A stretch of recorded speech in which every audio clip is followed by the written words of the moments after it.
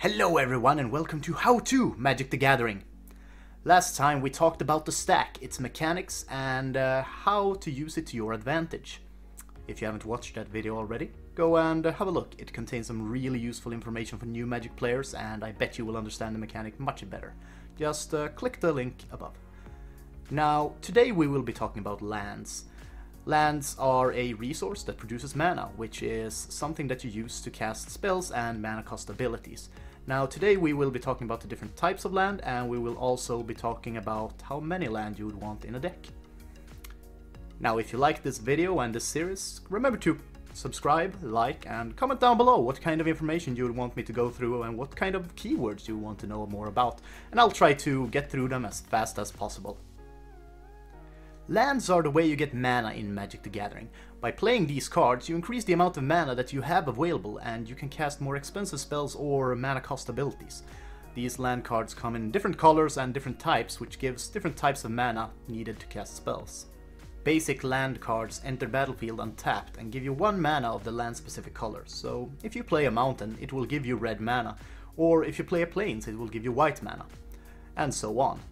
Then there are more advanced lands. Dual lands such as Hinterland Harbor are very common as they act as basic lands, but you can get 2 different types of mana from them. These specific dual lands enter the battlefield untapped if you have a basic land of the same color as the dual land in the battlefield. There are also land cards called Pain Land, like Blood Crypt.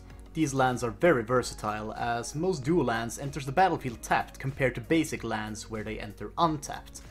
Pain Lands gives you the option to pay 2 health to have it enter the battlefield untapped instead of tapped. As a last example of different land types, we have Reliquary Tower. This is a neutral land card and it gives neutral mana.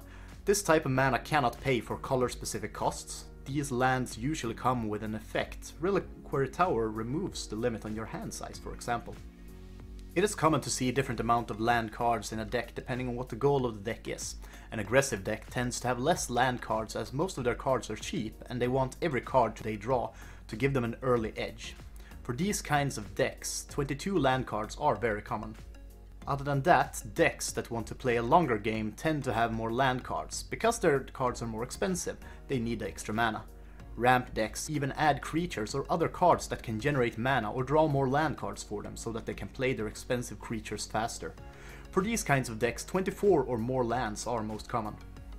I hope this video gave you the information you needed on how to balance the amount of land cards in your deck, and also gave you some insight on the different types of land cards. Now, there are many sort of land cards in Magic the Gathering and we only went through some of the most common ones. But I think you can explore by yourself and find some very interesting combinations with some of these land cards. Now, if you have more questions about land or anything else concerning Magic the Gathering, just comment down below and I'll try to answer your questions as fast as possible. Also remember to subscribe and like this video if you want more tips and tricks on how to play Magic the Gathering. I have been Udalad and I will see you guys next time. Goodbye.